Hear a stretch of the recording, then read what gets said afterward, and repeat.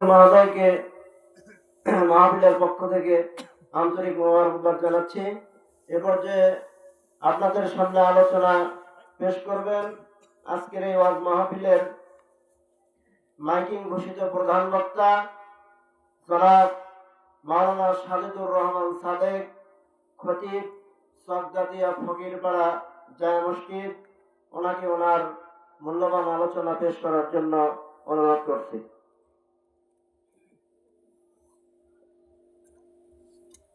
আসসালামু আলাইকুম ওয়া রাহমাতুল্লাহি ওয়া বারাকাতুহু।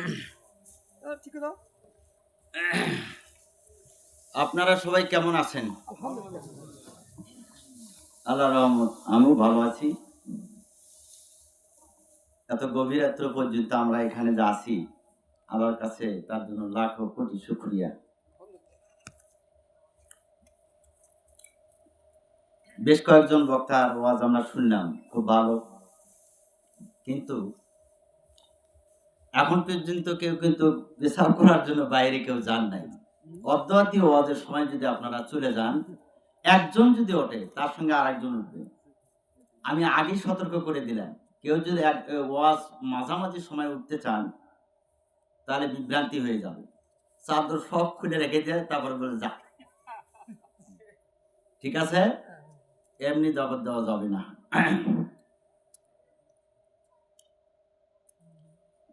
আলহামদুলিল্লাহ,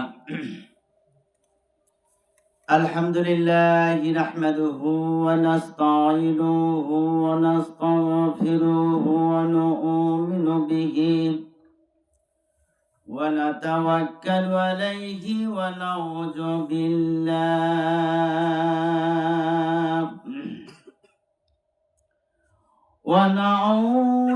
বিল্লাহি মিন শুরুরি আনফুসিনা ওয়া মিন সাইয়্যাতি আ'মালিনা। من يهده الله فلا مضل له ومن يضلله فلا هادي له. ونشهد أن لا إله إلا الله وحده لا شريك له. ونشهد أن سيدنا وسندنا وحبيبنا ومولانا محمدا عبده ورسوله الذي أرسله بالحق بشيرا ونذيرا وداعيا إلى الله بإذنه وسراجا منيرا. فقد قال الله تعالى في كلامه المجيد وفرقانه الحميد. أما بعد فأعوذ بالله من الشيطان الرجيم. بسم الله الرحمن الرحيم. إذا قالت امرأة عمران رب إني نذرت لك ما في بطني إن الله وملائكته يصلون على النبي يا أيها الذين آمنوا صلوا عليه وسلموا تسليما. صلى الله على محمد صلى الله عليه وسلم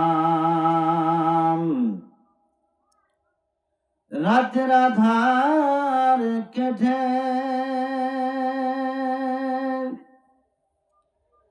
আকাশে চাঁদ উঠল, দিকে দিকে আলোর ধারা ছুটল।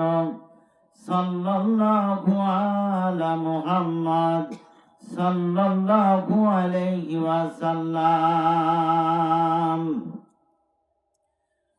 মানবতার বন্ধু তিনি, রাহমাতাল লিল আলামিন।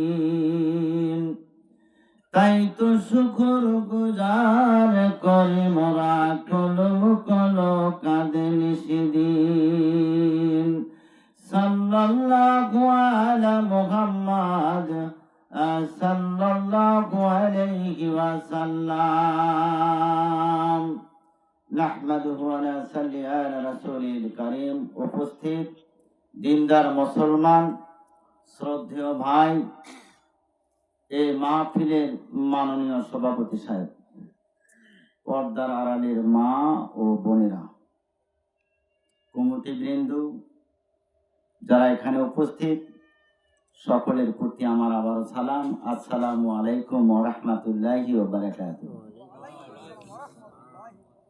মনে হয় ঘুম ধরে গেছে, কারণ যে কথার আওয়াজ আসলো না।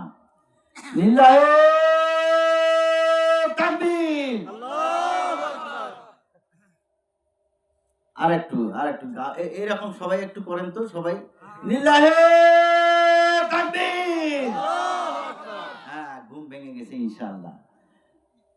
ওয়াজ শুরুর আগে দুই চারটা কথা শুনলে ভালো হয়, যেহেতু মা বোনেরা দেখলাম আপনাদের চেয়ে অনেক বেশি ওই আগ্নের ভিতরে, উঠানের ভিতরে আটতিছে না, অনেক বেশি মা বোনেরা বসে আছেন ওয়াজ শোনার জন্য। তিন ব্যক্তি খুব বন্ধুত্ব, একজনের লেখাপড়া একটু বেশি, যার লেখাপড়া বেশি না তার পাওয়ারও কিন্তু একটু বেশি, কথা ঠিক না? মনে করেন যে একজন বিএ পাস, আর একজন আইএ পাস, আর একজন মেট্রিক পাস। এই মেট্রিক পাসের পাওয়ার একটু কম না? তিন বন্ধু লুচে বদমাইশ, কাজের কথা শোনে না, বাপে কথা বললে আর একদিকে দেরি হয়ে যায়। বাপে যদি বলে যে বাবা তোরে খাওয়াই পড়াই বড় করি, এত কিছু দিলাম, তুই আমার কথা শুনবি না? এখন ওই তিনজনে বাপের কথা শোনা, বাপের বাড়ি থেকে বাই করে দিস, বাবার থেকে কথা শুনিস না, বাপের কথা শুনিস না। এত ছোটবেলা থেকে লালন পালন করলাম, বাপ মায়ের কথা যে শোনে না, সেরকম পোলা থাকা চাই না থাকে, এরকম রাগ করে না বাপে? এরপরে তিন বন্ধু কি করে, এখন বুদ্ধি নাই, তিনজন বুদ্ধি করে রাস্তায় বসে বসে, এখনকার পোলাপান যদি রাগারাগি পিঠা করে না, ওরা করে কি, রাস্তায় যা বসে বসে ওই বুদ্ধি করে, কি করলে কি করা যায়, ধান কেমনে চুরি করা যাবে, চাউল কেমনে চুরি করা যাবে। এরপরে তিন বন্ধু বুদ্ধি করে কি করলো, ওই তিন বন্ধু কয়ে যে দোষ, বলে কি, আর আর আমাদের এই দেশে থাকা হবে না রে, বাপ মাও দেখতে পারে না, এখানে থেকে আর লাভ নেই। আর একজন কয়ে কি জানেন, বন্ধু ঠিক কথাই কইছো, চল আমরা ঢাকা যাই। কি আছে না এরকম? কারো কথা বলা নাই, চলে যায় ঢাকা। এখন তিন বন্ধু ঢাকায় গেছে। ঢাকায় যাওয়ার পর তিন বন্ধু কয় যে আমাদের চাকরি দিবে কেটা, আমরা তো কাউকে চিনি না। ঘুরতে ঘুরতে ঘুরতে ঘুরতে রাস্তাতে ঘুরে আর চিন্তা করে, আইরে কারে চাকরির কথা কই, আল্লাহর কাম, এর একটা কাজে লাগে দিই। তিনজনের বড় বন্ধু যাই বিয়ে পাস, ভালো ব্যাংকের চাকরি দিয়ে দিচ্ছে। আল্লাহর অসীম ক্ষমতা, আল্লাহ আপনি কি না করতে পারে, নিমিষে ফকিরকে বাদশা করতে পারে, বাদশাকে ফকির করতে পারে, কে জোরে বলা ঠিক না? এখন তিন বন্ধু গেছে বিয়ে পাস, ওনার ব্যাংকের চাকরি হয়ে গেছে। এটা কিন্তু হাদিসের কথা না, আপনাকে বুঝাতে জন্য আর কি বলছি। এরপর দ্বিতীয় বন্ধু আই পাস, তো ওই ব্যাংকের পিয়নের চাকরি হয়ে গেছে। তৃতীয় বন্ধু মেট্রিক পাস, ওর ঝাড়ুদারের চাকরি হয়ে গেছে। বড় বন্ধু যদি ঢোকে তো ছোটগুলো ঢুকাবে না, আস্তে আস্তে তিনজনের চাকরি। একজনের বেতন 50,000, আর একজনের বেতন 10,000, আর একজনের বেতন 5,000। কিন্তু তিন বন্ধুর বাসা কিন্তু এক জায়গায়, বন্ধু তিনজনই বাসায় কি এক জায়গায়। একটা বাড়ির মধ্যে দুই তিনজন ফ্যামিলি থাকে না, দেখবে যে বেটার বইয়ের সাথে দেখে যে বনে না, দুই তিন মানে ফ্যামিলি এক জায়গায়, একই সংসারের লোক, দেখবেন যে বেটার বইয়েরা খালি ঝগড়া। এইরকম মায়েরা ঝগড়া যারা করে তাদের সম্পর্কে পরে বলা হবে, আগে এটা শেষ করি। এরপরে 3 বন্ধু যখন চাকরি পেয়ে গেল, একটা 3 বন্ধু বাসা নিছে, একটা বাসা। তো মনে করেন 3000 টাকা। আচ্ছা 3000 টাকা দিয়ে বাসা নিলে 3 বন্ধু সমান সমান টাকা দেওয়া লাগবে না? তো 1000 1000 1000 3000 টাকা দিয়ে বাসা ভাড়া।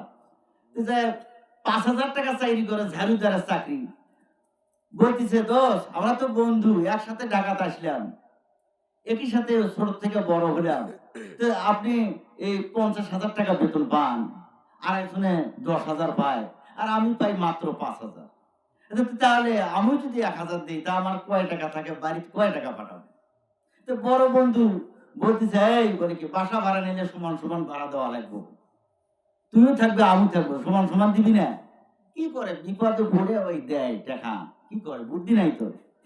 যে 50,000 টাকার বেতন পায়, ওর পোস্টপাস একটু আলাদা হওয়ার কথা, কি কথা ঠিক না? তো ও কি করছে, প্রতিদিনে গোস্ত, মাছ, ডিম, দুধ, কলা এগুলা খাওয়া ওর মানে এর সাথে থাকে, টাকা দিতে পারে না, প্রতিদিনে ডাল আর আলু ভর্তা খায় কেনা। এই তুই তো আমাদের সাথে টাকা দিতে পারিস না, এটা কেমন কাজ? আলাদা হওয়ার দরকার, একসাথে বাইক তোর সাথে আর খাওয়া যাবে না, তুই তো বেতন পাস কম, তাহলে আলাদা, তুই আলাদা করে খা, তোর সাথে আমার হবে না। তো বলতেছে দোষ, একসাথে আসলাম, একসাথে থাকলাম, আজকে আলাদা করে দিচ্ছিস? হ্যাঁ, এটা কাজ এটা? তো বলছে কাজ যাই হোক তাই হোক, বেতনের বেলায় নেই 5,000 টাকা বেতন পাস, তুই আলু ভাত আর ডাল খাবি না, তুই কি গোস্ত মাছ আমাদের ভাগে ডেলি ডেলি খাবি? হবে না। তো লাস্টের বন্ধু বেন হয়ে গেল, কি করে ওই ডেলি আলু ভাত আর ডাল খাবে, 5,000 টাকার বেতনের চাকরি, বাসা ভাড়া দেয় 1,000, কয় টাকা থাকে বাড়িতে, কয় টাকা দিবে? এরপরে কি করলেন, দ্বিতীয় বন্ধু সে 20,000 টাকা মানে 10,000 টাকা পায়। কিছুদিন পরে তাকেও ভেনো করে দিল, বলে তুইও খা ভেনো করে, তোর সাথে আমার হবে না, 50,000 টাকা দাম, আমার পাওয়ারই আলাদা। যে টাকা টুকা যার বেশি আছে তার গরমই কিন্তু আলাদা।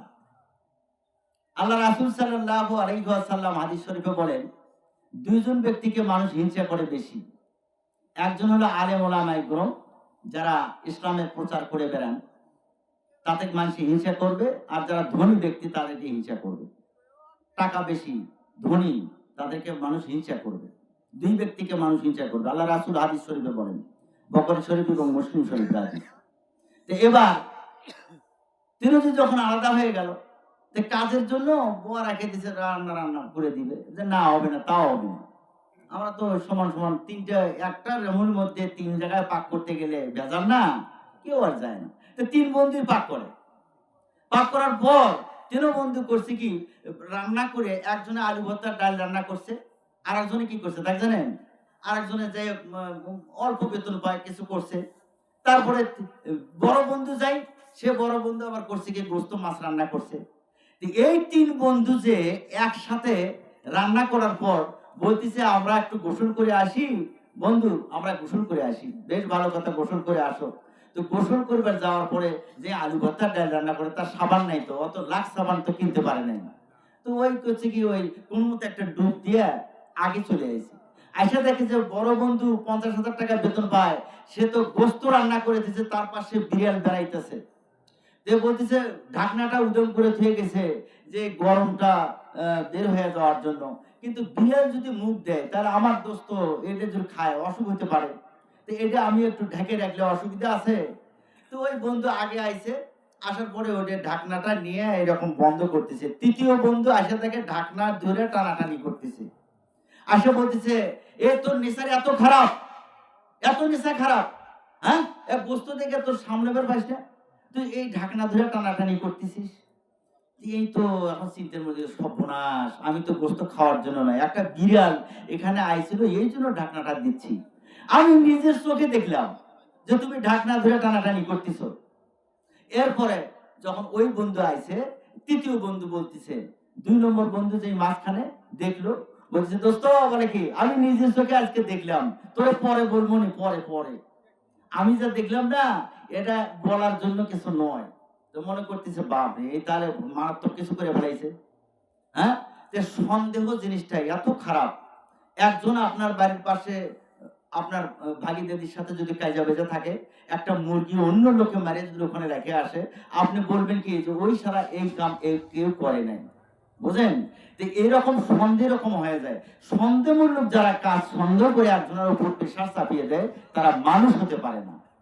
এই জন্য আল্লাহ রাসূল সাল্লাল্লাহু আলাইহি সাল্লাম বলেন যে কান যদি সিলাই নিয়ে যায়, কানটাকে হাসতে দেখো, এরপরে সিলের পেছনে পেছনে দৌড়াও। বুঝতে পেরেছেন? এর কারণই হলো যে সন্দেহ কিছু বলা যাবে না, সন্দেহ করা যাবে না। আমার ভাইরা শোনেন, আল্লাহ রাব্বুল আলামিন কোরআনে কারিমে বলেন, সূরা আলে ইমরান আয়াত নাম্বার 35, পৃষ্ঠা নাম্বার 61, পারা 3, ইয ক্বালাত ইমরাতু ইমরানা রাব্বি ইন্নী নাযরাতু লাকা মা ফি বাতুনি মুহাররান ফাতাকাব্বাল মিন্নি ইন্নাকা আনতাস সামিউল আলিম। আল্লাহ রাব্বুল আলামিন বলেন, যখন ইমরান আলাইহিস সালামের স্ত্রী যখন আল্লাহ পাকের দরবারে বললেন, মাবুদ,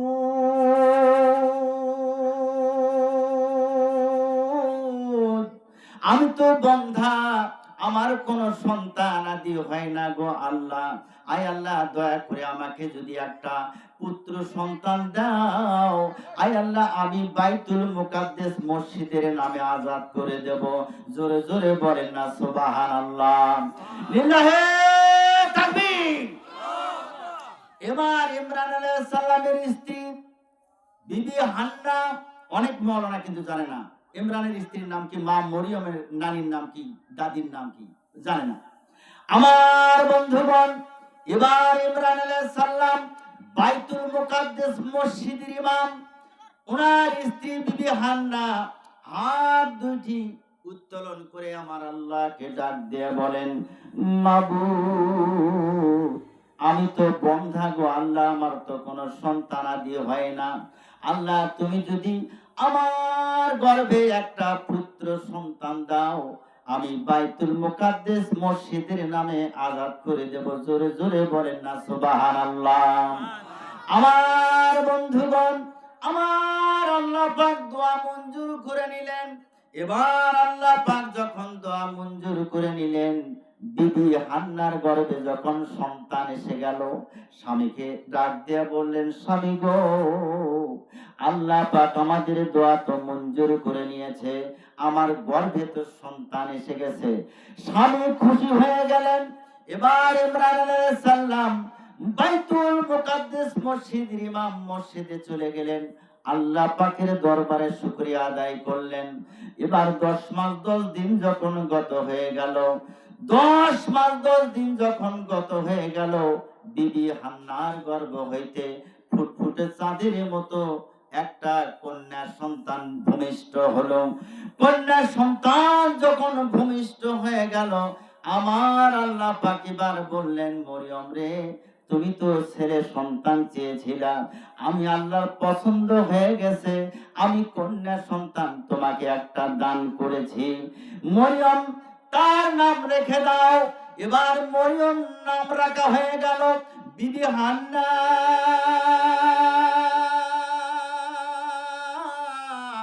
দুটি হাত উত্তোলন করে আমার আল্লাহকে ডাক দিয়া বললেন, মাবুদ, আমি তো ছেলে চেয়েছিলাম গো আল্লাহ, আমার গর্ভে থেকে যে সন্তান হলো মেয়ে সন্তান, এই মেয়ে সন্তান তোমার নামে মসজিদে কেন দিয়ে কিভাবে দিয়ে আসবো, মেয়ে সন্তান মসজিদে কিভাবে আজাদ করে দেব গো আল্লাহ। আল্লাহ পাক ডাক দিয়া বলেন, হে মরিয়ম, আমি আল্লাহ, হে বিবি হান্না, আমি আল্লাহ ওই মরিয়ম, ওই মেয়ে সন্তানটিকে আমি কবুল করে নিয়েছি। যাও যাও যাও, চলে যাও বাইতুল মুকাদ্দাসে মেয়েটিকে দিয়ে আসো।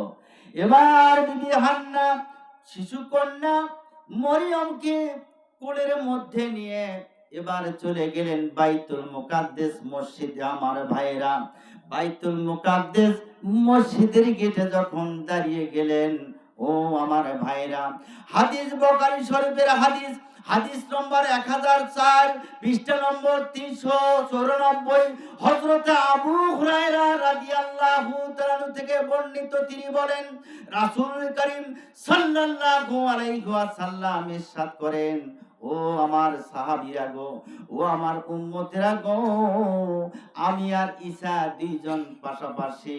আমার আর ঈসার মধ্যে আর কোন নবী আল্লাহ পাক দুনিয়ার বুকে পাঠায় নাই। আমি আর ঈসার মধ্যে আর কোন নবী নাই, আমি শেষ নবী। আমার পরে আর কোন নবী দুনিয়াতে আগমন করবে না। ও আমার সাহাবীরা, তোমরা জেনে রাখো, আমি আর ঈসার মধ্যে কোনো ফারাক নাই। যত নবী এবং রাসূল দুনিয়াতে আগমন করেছেন, সমস্ত নবী এবং রাসূলেরা সবাই ভাই ভাই। লিল্লাহে তাকবীর। আমার ভাইয়েরা, আল্লাহ পাক কি কথা কোরআনে কারিমে জানিয়ে দিয়েছেন, সূরা আলে ইমরান আয়াত নাম্বার 35, পৃষ্ঠা নাম্বার 61, পারা 3। আল্লাহ পাক কোরআনে কারিমে তা বলে দিয়েছেন আমার ভাইয়েরা। এবার বিবি হান্না কন্যা সন্তানটিকে নিয়ে যখন চলে গেলেন বাইতুল মুকাদ্দাস মসজিদের সামনে, এবার বাইতুল মুকাদ্দাস মসজিদের ইমাম ইমরান আলাইহিস সালাম উনি এবার বের হলেন। বের হয়ে তাকিয়ে দেখেন আমার বিবি আমার কন্যাটিকে মসজিদের গেটে নিয়ে দাঁড়িয়ে আছেন। আহারে দুনিয়ার ভাইরা, ও আমার মা বোনেরা, আপনাদেরকে আমি বলে যাই, যত মেয়ে সন্তান আছে ওই মেয়ে সন্তানগুলো পিতাকে বেশি আদর করে। যদি বাহির থেকে কোনো পিতা বাড়িতে আসেন, পিতার কাছে মা আব্বা আব্বা বলে ওই কন্যা সন্তানটা বেশি যায়, কিন্তু ছেলে সন্তান তো বেশি যায় না। মায়েরা ভালো করে শুনে রাখেন, কন্যা সন্তান হলে অনেকে মুখ দেরি করে একদিকে চলে যায়, তা হতে পারে না। কন্যা সন্তান দেখবেন যে পিতাদেরকে বেশি আদর করে। কন্যা সন্তান হলে মুখ ভ্যাংসা করা যাবে না। এবার ইমরান আলাইহিস সালাম গেটে বাইরে হলেন, নিজের কন্যার দিকে তাকিয়ে তাকিয়ে দুই চোখের পানি ছেড়ে দিলেন। এই কন্যা সন্তানটি যদি আমার বাড়িতে বড় হইতো, আমারে কতবার বলতো আব্বা আব্বা বলে ডাকতো, কিন্তু আল্লাহর নামে শপথ করা আছে, এই কন্যাকে তো বাইতুল মুকাদ্দাস মসজিদের নামে আযাদ করে দিতে হবে। ওই মসজিদের ভিতরে হাজার হাজার লোকজন সবাই ভিড় চাপিয়ে দিলেন। কার সন্তান, কার সন্তান? আমাদের মসজিদের ইমাম ইমরানের সন্তান। কত সুন্দর সন্তান, কেন নিয়ে আসা হয়েছে? সমস্ত লোকজন যখন গেটের মধ্যে আসলেন, সবাই বলতে লাগলেন, এই মেয়েকে আমি লালন পালন করব, আমাকে দিয়ে দাও। আর একজন বললেন, আমাকে দিয়ে দাও। কিন্তু কেউ তো একটা মেয়ে সন্তান সবাইকে দেওয়া সম্ভব না। বলেন, সবাইকে দেওয়া সম্ভব? এবার ওই ইমরান আলাইহিস সালাম আর জাকারিয়া আলাইহিস সালাম দুইজন ভাইরা, ইমরান আলাইহিস সালামের স্ত্রী, জাকারিয়া আলাইহিস সালামের স্ত্রী, দুইজন হলো বোন, আপন বোন। এবার জাকারিয়া আলাইহিস সালাম উনি এবার মসজিদের গেটে এসে দাঁড়ালেন। একটা কন্যা সন্তান সবাইকে দেওয়া তো সম্ভব হবে না। আহারে, এই যার যার কলম জর্দান নদীতে ফেলে দাও। যার কলম পানির উপরে ভেসে থাকবে, যার কলম স্রোতের বিপরীত দিকে যাবে, সেই এই কন্যা সন্তান লালন পালনের দায়িত্ব ভার গ্রহণ করবে। এবার সমস্ত লোকের কলমগুলো জর্দান নদীতে ফেলে দেওয়া হলো। সকলের কলম তো ডুবে গেল, কিন্তু একমাত্র জাকারিয়া আলাইহিস সালামের কলম পানির উপরে ভেসে থাকলো। লিল্লাহে তাকবীর। এবার জাকারিয়া আলাইহিস সালাম যখন কলম পানির উপরে ভেসে থাকলো, তাকে লালন পালন করার জন্য দায়িত্ব ভার যখন পেয়ে গেলেন, আমার ভাইয়েরা, ও আমার মায়েরা, আমার দিকে কান লাগান, আমার দিকে কান লাগান, ভালো করে শুনে রাখেন আমার বন্ধুগণ।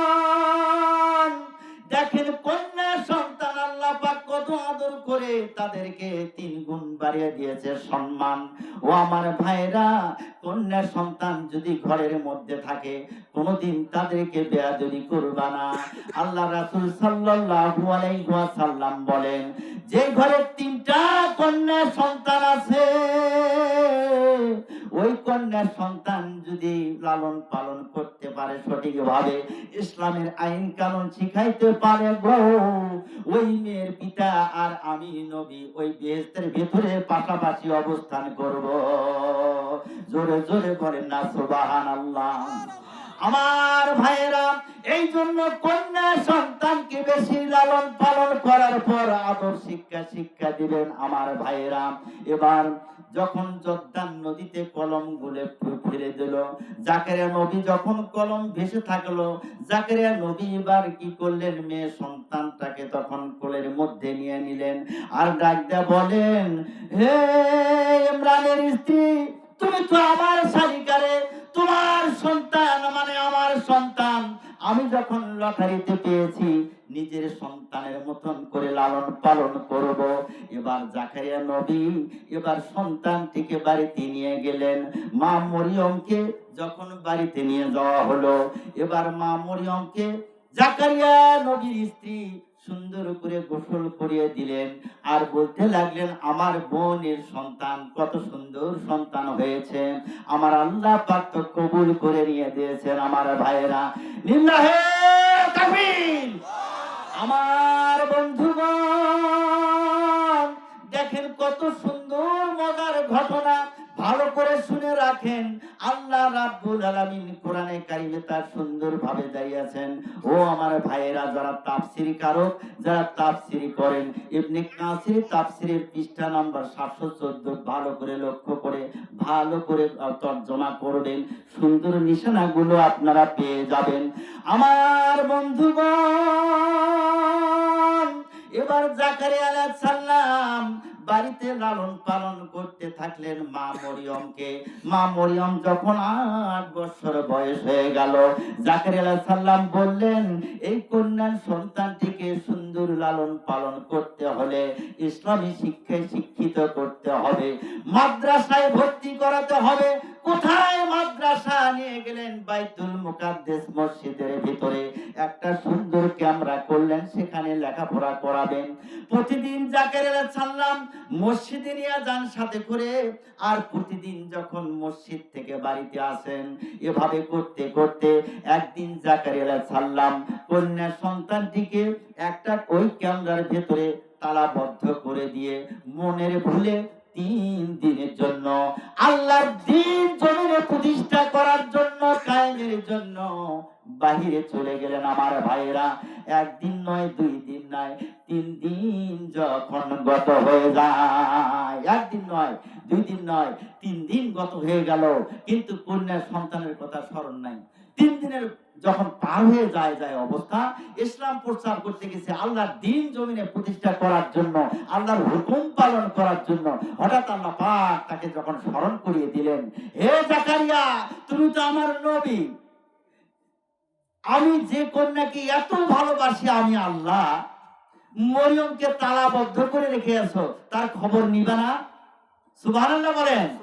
এবার জাকারিয়া আলাইহিস সালাম তাড়াতাড়ি করে মসজিদে আসলেন, আসার পরে দরজা খুললেন, খোলার পরে চিন্তা করলেন, আমার মেয়েটা হয়তো মারাই গেছে, 3 দিন হলো অনাহারে। খুলে দেখেন তার চতুর্দিক দিয়ে বেহেশতি খানা সুন্দর সাধন করে রেখে দিয়েছেন। সুবহানাল্লাহ বলেন। এবার সুন্দর খানা, জাকারিয়া আলাইহিস সালাম বলতে লাগলেন, মা, তুমি এত সুন্দর খানা কোথায় পাইছো মা গো? এবার জাকারিয়া আলাইহিস সালাম যখন এই কথা বললেন, মা মরিয়ম ডাক দিয়ে বলেন, আব্বা হুজুর, ও আমার আব্বা হুজুর, আপনি জেনে রাখেন, আল্লাহ পাকের পক্ষ থেকে আমার নিকটে এই খাদ্যগুলো পাঠানো হয়েছে। জোরে জোরে বলেন না সুবহানাল্লাহ। জাকারিয়া আলাইহিস সালাম বলেন, মা গো, আমি তো নবী, কিন্তু আমাকে আল্লাহর পক্ষ থেকে এখনো কোনো খানা পাঠানো হয় নাই। মা গো মরিয়ম, আল্লাহ পাক তোমাকে এত আদর করে, এত আদর করে, আল্লাহর পক্ষ হইতে বেহেশতি খানা তোমার কাছে পাঠানো হয়েছে। জোরে জোরে বলেন না সুবহানাল্লাহ। আমার ভাইয়েরা, যখন এই ইসলাম আল্লাহর নবী দুনিয়ার বুকে প্রচার করতে লাগলেন, আহারে মক্কার মানুষেরা পাথর মারে, মক্কার মানুষেরা গালি দেয়, মক্কার মানুষেরা মারে।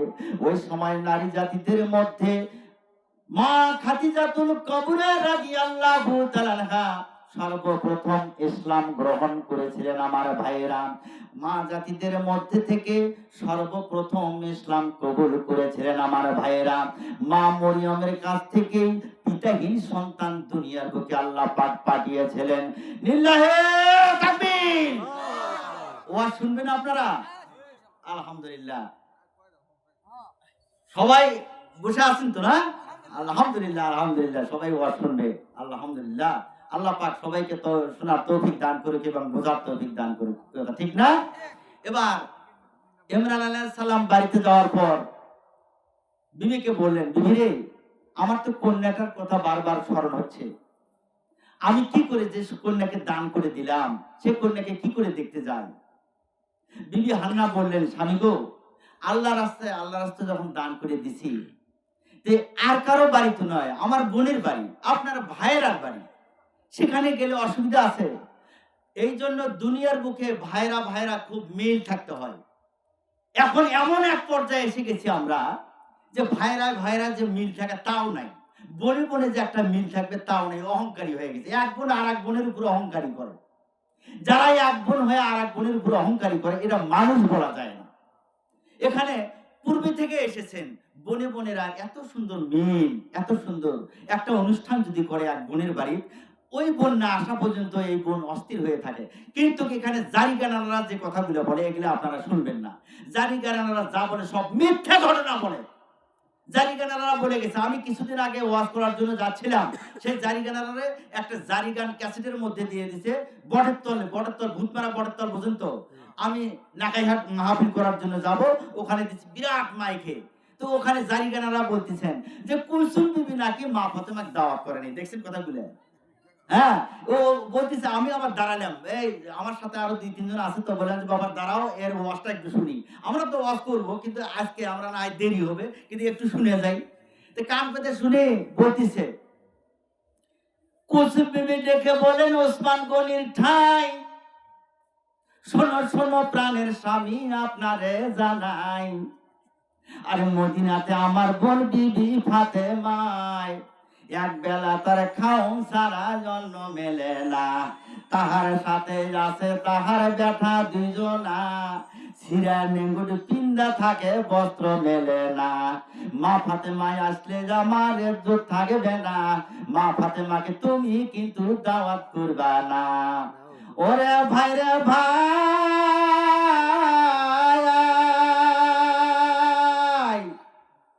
ওসমান গনি দাওয়াত দিতে মদিনাতে যায়, তামা মদিনায় দাওয়াত করছে, বাকি রাখছে নাই। গরিব বলে ফাতেমারে দাওয়াত করছে না রে, আশেকের দিওয়ানা, গরিব রেখেও এ সংসারে ভালোবাসে না। ওই কইতাছে, আমি বললাম যে নাউজুবিল্লাহ, চলো যাই, আর দেরি করা যাবে না। বুঝেন? এইভাবে এত সুন্দর ভাবে ওরা বলে, মনে হয় যে সত্য কথা বোধহয় বলতেছে। খবরদার জারিগান শুনবেন না আপনারা। এবার আমার বন্ধুগণ, জাকারিয়া সাল্লাম মেয়েকে জিজ্ঞাসা করলেন, মাগো, আল্লাহর পক্ষ থেকে যেরকম খানা তোমার কাছে পাঠিয়ে দিয়েছে মা, আমি খুব খুশি হয়ে গেলাম।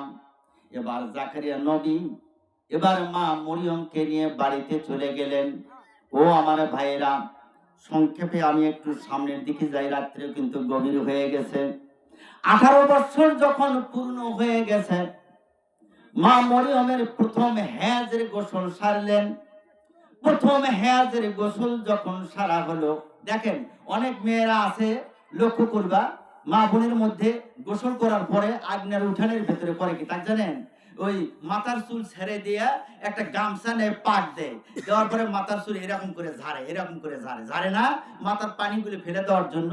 তো এরকম করতে গেলে বাহিরে করা যাবে না, সন্তানাদি যারা আছে বাড়ির কারোর সামনে না। এরকম মাথা যদি ঝাড়ো, মাগো, সমস্যা হয়ে যাবে। হঠাৎ একটা মানুষ আপনার বাড়ির মধ্যে প্রবেশ করলো, আপনি এইভাবে মাথা ঝাড়তেছেন। মা মরিয়ম একটা ঘরের মধ্যে, যেখানে গোসলখানা, সেখানে মাথা ঝাড়তেছেন। মাথা ঝাড়ার পরে পেছনের দিকে লক্ষ্য করে দেখেন একটা সুন্দর যুবক দাঁড়ানো। মা মরিয়ম পেছন ফিরে যখন দেখলেন একটা এত সুন্দর যুবক দাঁড়ানো, বললেন যে আমি তো অসতী নই, আমি তো জেনাকারিনী নই, আপনি কে? ওই লোকটা ছিলেন জিবরাইল আলাইহিস সালাম। জোরে বলেন সুবহানাল্লাহ। জিবরাইল আলাইহিস সালাম বললেন যে আল্লাহ পাকের পক্ষ থেকে আমাকে পাঠানো হয়েছে যে আপনার গর্ভে পিতৃহীন একটা সন্তান দিয়ে দুনিয়ার বুকে আল্লাহ পাক নিদর্শন রেখে দিতে চান। লিল্লাহে তাকবীর। একটা নিদর্শন রেখে দিতে চায়। তে মা মরিয়ম বললেন, আমার তো বিবাহ হয় নাই, আমার সন্তান হবে কি করে? আমার বিবাহ হয় নাই, আমার সন্তান কি করে হবে? আর আমি তো জিনাকারিনী নই, আমি তো অসতী নই, আমার সন্তান কি করে আসবে?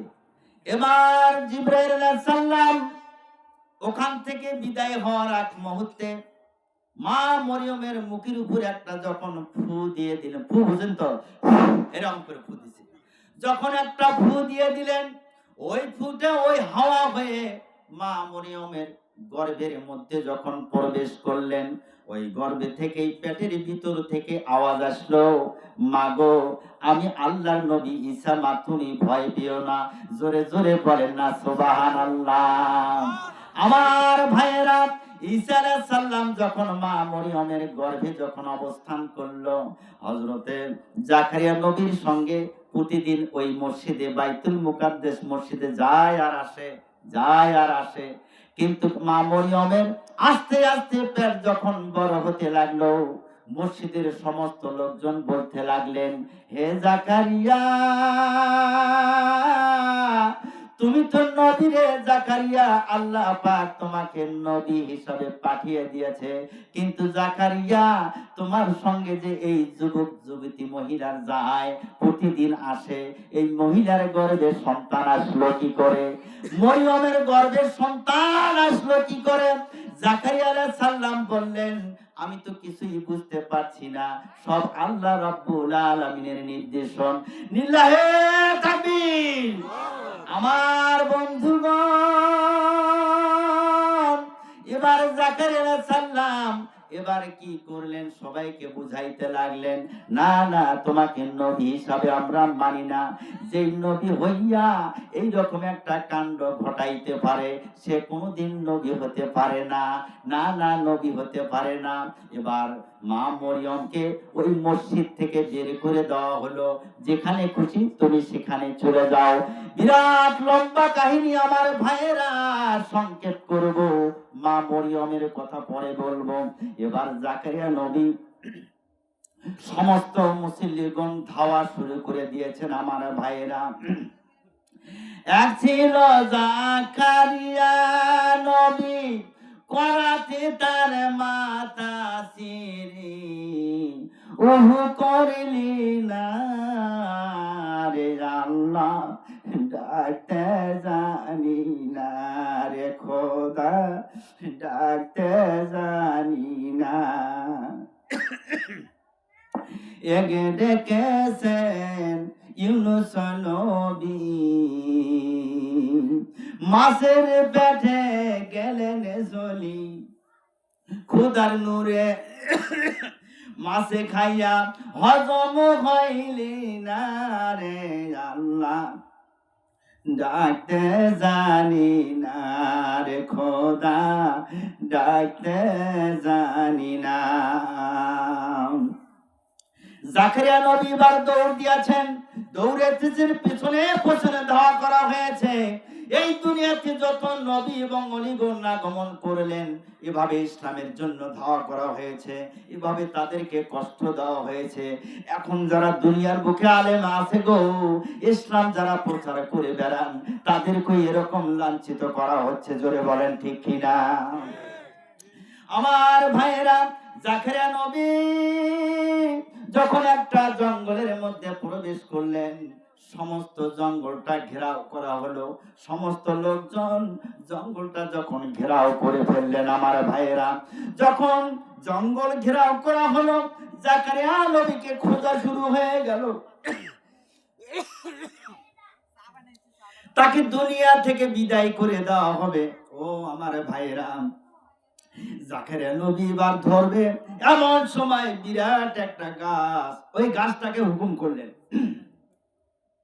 গাছটাকে হুকুম করলেন, বললেন যে এ গাছ, তুমি ফাঁক হয়ে যাও, দ্বিখণ্ড হয়ে যাও। আমি তোমার মধ্যে প্রবেশ করি, আল্লাহর হুকুমে ফাঁক হয়ে যাও, আমার প্রাণ রক্ষার্থে তুমি ফাঁক হয়ে যাও, আমি নবী, আল্লাহর নবী, এই গাছ তুমি ফাঁক হয়ে যাও। বিরাট একটা গাছ যখন দ্বিখণ্ড হয়ে গেল, জাকারিয়া আলাইহিস সালাম ওই গাছের মধ্যে প্রবেশ করলেন, যেরকম গাছ সেরকম হয়ে গেল। কিন্তু জাকারিয়া আলাইহিস সালামের গায়ে এরকম একটা চাদর ছিল, নীল রঙের একটা চাদর, চাদরের একটা কোণা ওখানে বাই হয়ে আছে, কিন্তু সামান্য একটু বের হয়েছে, দেখার ধরার কোনো কায়দা নেই।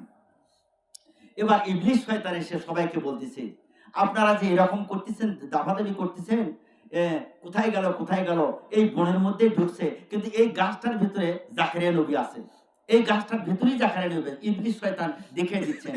আজকালকে যারা আছেন মৌলানা মুহাদ্দিস, ইবলিস জিগলে সেগুলো কিন্তু এমনি এমনি একটা ফেরকা বাজে তাকে ধরে দেয়, বুঝলেন? এখন জাকারিয়া আলাইহিস সালাম কি করলেন, গাছের মধ্যে আছেন, সমস্ত লোকজন বলতেছে নাই নাই, জাকারিয়া নবী নাই। ইবলিস শয়তান দেখিয়ে দিলেন, আমার কথা বিশ্বাস করো না, আমার কথা বিশ্বাস করো না, জাকারিয়া নবী এই গাছের ভিতরেই আছে, এই গাছের ভিতরেই আছে। ওনার গায়ে যে নীল রঙের একটা চাদর, ওই যে একটু কণার বের হয়েছে, দেখেন দেখেন দেখেন, সবাই লক্ষ্য করে দেখে, গাছের ভিতর বাইরে তো সামান্য একটু বের হয়ে আছে, এই গাছের ভিতরে ঢুকলো কি করে, এটা বের করে কি করে? তাহলে যদি এই গাছের ভিতরে জাকারিয়া নবী থেকে থাকে, তাহলে বের করে কি করে? তখন করলো কি, করাত নিয়ে আসা হলো। এক ছিল জাকারিয়া নবী, করাতে তার মাতা সিরি, উহু করলি না রে আল্লাহ, ডাকতে জানি না রে খোদা, ডাকতে জানি না। আমার বন্ধুগণ, এবার জাকারিয়া আলাইহিস সালাম গাছের মধ্যে ঢুকে গেছেন। আমার ভাইয়েরা, বাড়ি থেকে সবাই হই হাল্লা করে করাত নিয়ে আসলেন, উপরে থেকে চেরা শুরু করে দিলেন, উপরে থেকে গাছটা দ্বিখণ্ডিত করতেছেন। জাকারিয়া আলাইহিস সালামের মাথার নিকটে যখন এসে গেছে, যখন আমার ভাইয়েরা, এখন করাতটার মধ্যে প্রবাহিত হয়ে যাবে, মাথা ছিড়খণ্ড হয়ে যাবে, এমন সময় জাকারিয়া নবী ডাক দিলেন, মাবুদ, আমি তো তোমার নবী গো, আল্লাহ তুমি আমাকে নবী বানিয়েছো, এখন এই মুহূর্তে আল্লাহ তুমি ছাড়া আমার তো আর কেউ নাই। আমার আল্লাহ পাক ডাক দিয়া বলেন, হে জাকারিয়া, তুমি আমাকে আল্লাহ বলে স্বীকার করেছো, আর আমি তোমাকে নবী হিসাবে দুনিয়াতে পাঠিয়ে দিয়েছি, তুমি কাছে থেকে কেন সাহায্য চেয়েছো রে? তুমি তো সরাসরি আমার কাছে সাহায্য চাইতে পারতে। এই জন্য আল্লাহর কাছে সরাসরি না চেয়ে ওই মূর্তির কাছে যা চাইলে কোনো কাজ হবে না, মাজারে যা কোনো কাজ চাইলে হবে না, আল্লাহর কাছে সরাসরি চাও।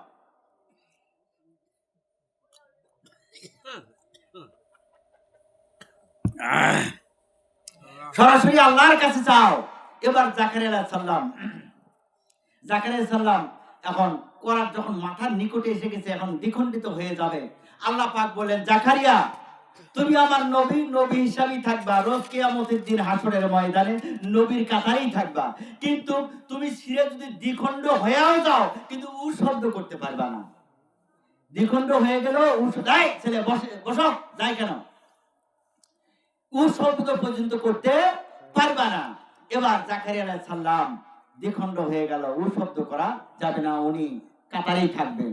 আমার বন্ধুগণ, মা মরিয়ম যখন ওই বাইতুল মুকাদ্দাস থেকে বের করে দিলেন, আমার ভাইয়েরা, মা মরিয়ম একটা সমতল ভূমিতে চলে গেলেন, বালুকায় পাহাড়ের উপরে যখন উঠে গেলেন, একা একাই, কেউ নেই তার সঙ্গে, মা মরিয়ম একটা মরা খেজুর গাছের সঙ্গে ঠাস দিয়ে বলতে লাগলেন, মাবুদ, আমার তো কাছে কেউ নাই গো আল্লাহ, যদি কোনো প্রসাব বেদনায় কোনো মা ভুক্তভোগী হয়ে যায়, ওই মা যখন প্রসাব বেদনায় যখন কান্নাকাটি করে, তখন আল্লাহ তার পু থাকে, দাদি থাকে, নানি থাকে, অনেকে সাহায্য করার জন্য, কিন্তু এখানে তো আমার কাছে কেউ নাই, আল্লাহ আমাকে কে সাহায্য করবে?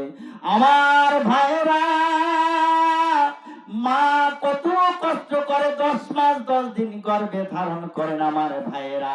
এই জন্য আমার আল্লাহ পাক কোরআনে কারিমে জানিয়ে দিয়েছেন, ওয়াসাইনাল ইনসানা বিওয়ালিদাইহি ইহসানা হামালাতুহু উম্মুহু করহা ওয়া ওয়াদাতুহু করহা। আল্লাহ রাব্বুল আলামিন বলেন, হে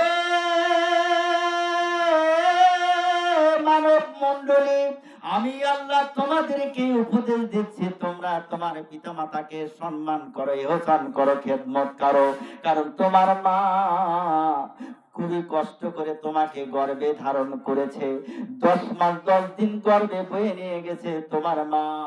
একটা জীবিত সন্তান লইয়া একটা জীবিত মানুষ সারাদিন রান্না বান্না করে কাজকর্ম করে, আহারে কত কষ্ট করে। যখন প্রসব বেদনা যখন যখন শুরু হয়ে যায়, এক একটা বেদনা, প্রসব বেদনা, আহারে ভুক্তভোগী মা ছাড়া আর কেউ জানে না। ও দুনিয়ার ভাইরা, ও আমার মায়েরা, ভালো করে শুনে রাখেন, একজন মা যখন প্রসব বেদনায় যখন যখন কান্না শুরু করে দেয়, ডাক দিয়া বলেন, মাগো আমার মাথায় একটু পানি দাও, মাগো আমার মাথায় একটু হাত দাও, আমি হয়তো আর বাঁচবো না।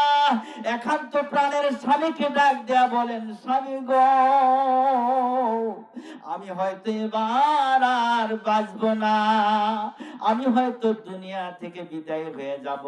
একসঙ্গে বহুদিন ঘর সংসার করলাম, আমার যদি ভুল হয়ে যায় আমাকে মাফ করে দিবেন। ও আমার ভাইয়েরা, আল্লাহ রাব্বুল আলামিন এই জন্য কোরআনে কারিমে জানিয়ে দিয়েছেন, তোমরা তোমার পিতা মাতাকে সম্মান করো, ইহসান করো, খেদমত করো। কারণ তোমার মা পিতাকে কোনো সময় জন্য মাথা ঝাঁকি দিয়ে কথা বলো না। এই আল্লাহ রাসূল সাল্লাল্লাহু আলাইহি সাল্লাম বলেন, এই ব্যক্তি নিপাত যাক, এই ব্যক্তি নিপাত যাক, এই ব্যক্তি নিপাত যাক, 3 বার বলা হয়েছে। কি বলা হয়েছে? যে আল্লাহ রাসূল সাল্লাল্লাহু আলাইহি সাল্লাম যখন বললেন, সমস্ত সাহাবীরা বললেন, ইয়া রাসূলুল্লাহ সাল্লাল্লাহু আলাইহি ওয়াসাল্লাম, কোন ব্যক্তি নিপাত যাবে? হুজুর সাল্লাল্লাহু আলাইহি ওয়াসাল্লাম বলেন, যে ব্যক্তি দুনিয়াতে পিতামাতাকে পাওয়া অবস্থাও জান্নাত কামাই করতে পারে নাই, সে নিপাত যাক, নিপাত যাক, তার জন্য জাহান্নামের দরজা দুটো খোলা হয়ে গেছে। নাউজুবিল্লাহ বলেন। পিতামাতা পাওয়ার পরও যারা জান্নাত কামাই করতে পারে নাই, তারা জাহান্নামের খড়ি হয়ে যাবে। যারা পিতামাতা দুনিয়ার বুকে বেঁচে আছেন, তাদের কাছ থেকে জান্নাতের সার্টিফিকেট এসে যাবে। আমার বন্ধুগণ, ও আমার ভাইয়েরা, কি বলবো শোনেন। হুজুর সাল্লাল্লাহু আলাইহি ওয়াসাল্লাম মসজিদের নববীতে সাহাবী ইকরামদেরকে ডাক দেয়া বললেন, ও আমার সাহাবীরা শোনো, এই দুনিয়াতে 10 জন সার্টিফিকেট প্রাপ্ত আল্লাহ রাব্বুল আলামিন সার্টিফিকেট দিয়েছেন, তারা অবশ্যই জান্নাতে যাবে। হযরত আলী রাদিয়াল্লাহু তাআলা আনহু আল্লাহ রাসূলের সামনে দাঁড়িয়ে গেলেন, ডাক দিয়া বলেন, ইয়া রাসূলুল্লাহ, তার মধ্যে আমি একজন সার্টিফিকেট ধারী, অবশ্যই তো জান্নাতে যাব। হুজুর সাল্লাল্লাহু আলাইহি সাল্লাম বললেন, হ্যাঁ আলী, তুমি তো জান্নাতে যাবা। হযরত আলী ডাক দিয়া বললেন, ইয়া রাসূলুল্লাহ, আমি যদি জান্নাতে যাই, আমি জান্নাতের সার্টিফিকেট পেয়েছি, তাহলে আমি আগামী কাল থেকে 5 ওয়াক্ত নামাজ আর পড়ব না। আমি তো অবশ্যই জান্নাতে যাব, আমি তো অবশ্যই জান্নাতে যাব। হুজুর সাল্লাল্লাহু আলাইহি ওয়াসাল্লাম বললেন, হে আলী, তুমি নামাজ পড়বে কি পড়বে না সেটা তোমার ব্যাপার, আমার কাছে কেন বলবা? যাও, 5 ওয়াক্ত নামাজ পড়বে না, তুমি জান্নাতের সার্টিফিকেট পেয়েছো, আলী তুমি বাড়িতে যাও। এবার হযরত আলী রাদিয়াল্লাহু তাআলা অর্ধেক ঘাট থেকে ফিরে আসলেন, ইয়া রাসূলুল্লাহ, আমার তো গোস্তাকি মাফ করবেন, আমার ভুল হয়ে গেছে, আমি 4 ওয়াক্ত নামাজ পড়বো, 1 ওয়াক্ত বাকি রাখবো। কোন ওয়াক্ত বাকি রাখবা? ফজরের নামাজ খুব কঠিন, খুব কষ্ট হয়, এই শীতের মধ্যে ফজরের নামাজের ওযু করতে আমার কষ্ট হয়ে যায়, আমি শুধু ফজরটা বাদ দিয়ে দেব আর সব নামাজ পড়বো। আল্লাহ রাসূল সাল্লাল্লাহু আলাইহি সাল্লাম বলেন, আলী তুমি বিবেক বিবেচনা করে তোমারটা তুমি করো, আমার মনে হয় না যে তুমি নামাজ বাদ দিবে। হযরত আলী রাদিয়াল্লাহু তাআলা যাচ্ছেন বাড়ির দিকে, আবার ফেরত আসলেন, এসে বললেন, ইয়া রাসূলুল্লাহ সাল্লাল্লাহু আলাইহি ওয়াসাল্লাম, গোস্তাকি মাফ করবেন, আমার ভুল হয়ে গেছে হুজুর গো, আমি 5 ওয়াক্ত নামাজই পড়বো, শুধু তাহাজ্জুদের নামাজ পড়বো না।